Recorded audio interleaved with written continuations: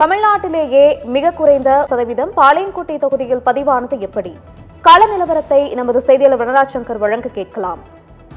வனராஜசங்கர், வணக்கம். விவரங்களை வழங்கலாம். மிக குறைந்த வாக்குப்பதிவு பாளையங்கோட்டை தொகுதியில் பதிவாகி இருக்கிறது. இது ஒரு மிகப்பெரிய சரிவு என்றே பார்க்க வேண்டும்.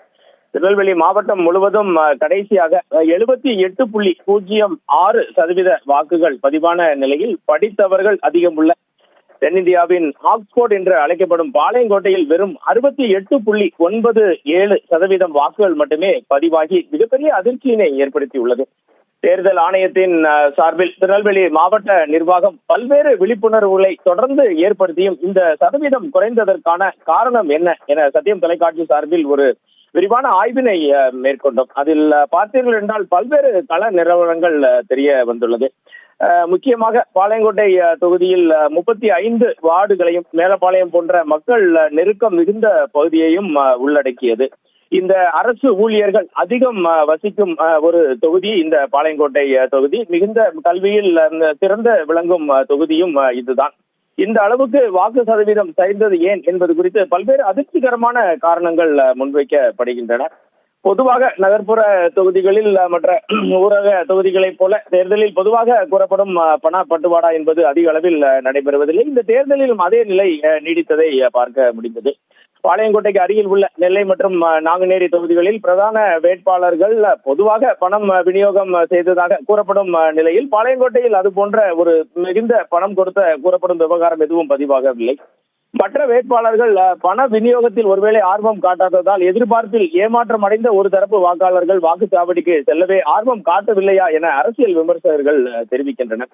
இது தவிர படித்தவர்களின் அலட்சியம் சுற்றுலா மோகத்தில் முடிந்ததாகவும் ஒரு கருத்து முன்வைக்கப்படுகிறது. நிகிதா, பாளையங்கோட்டை தொகுதியில் அரசு ஊழியர்கள் மற்றும் ஆசிரியர்கள் அதிக அளவில் வசிக்கின்றனர்.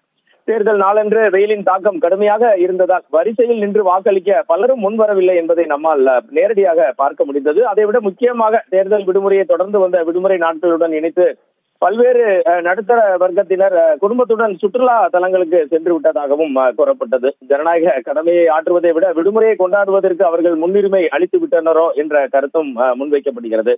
இதற்கெல்லாம் மேலாக ஆராய்ந்த போது சில இடங்களில் எஸ்ஐஆர் பணிகளில் சில இடங்களில் தொய்வு ஏற்பட்டு இருந்ததாக மேலப்பாளையத்தின் ஒரு சில பகுதிகளில் சத்தியம் தொலைக்காட்சியிடம் தெரிவிக்கப்பட்டது. ஒரு சில இடங்களில் இறந்தவர்களின் பெயர்கள் நீக்கப்படாமல் இருப்பதும் புதிய வாக்காளர்களை சேர்ப்பதில் ஏற்பட்ட சுணக்கமும் புள்ளி விவரங்களில் மிகப்பெரிய மாற்றத்தை ஏற்படுத்தவில்லை என்ற கருத்தும் முன்வைக்கப்படுகிறது. ஆனால் மாவட்டத்தில் பொதுவாக பார்த்தீர்கள் என்றால் தேர்தல் ஆணையத்தின் நடவடிக்கை, இந்த எஸ்ஐஆர் நடவடிக்கைகள் ஓரளவு நன்றாகவே நடந்ததை பார்க்க முடிந்தது. இதற்கெல்லாம் மேலாக திருநெல்வேலி இந்த பாளையங்கோட்டையின் மேலப்பாளையம் பகுதியை பூர்வீகமாக கொண்டவர்களில் பெரும்பாலானோர் இன்னமும் வளைகுடா நாடுகள் மற்றும் வெளி மாநிலங்களில் வேலை பார்த்து வருகின்றனர். கடந்த காலங்களில் தேர்தலுக்காக ஊர் திரும்பிய இவர்கள் இந்த முறை பயண செலவு மற்றும் இதர காரணங்களால் சொந்த ஊருக்கு வர ஆர்வம் காட்டவில்லை என்பதையும் நம்மால் காண முடிந்தது. இதுவும் அந்த பகுதியில் வாக்குப்பதிவு சதவீதம் குறைய காரணமாக சொல்லப்படுகிறது.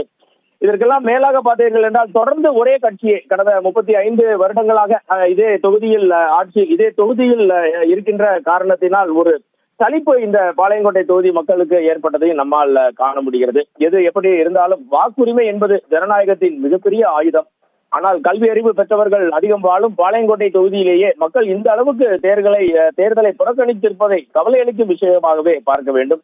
பணத்திற்காக வாக்களிப்பதும் சுயநலத்திற்காக ஜனநாயக கடமையை புறக்கணிப்பதும் ஒரு ஆரோக்கியமான சமுதாயத்திற்கு அழகல்ல என்பதே நமது கருத்தாக இருக்கிறது. பொதுவான சமூக ஆர்வலர்களின் கருத்தாக இருக்கிறது. விவரங்களுக்கு நன்றி வனராஜசங்கர்.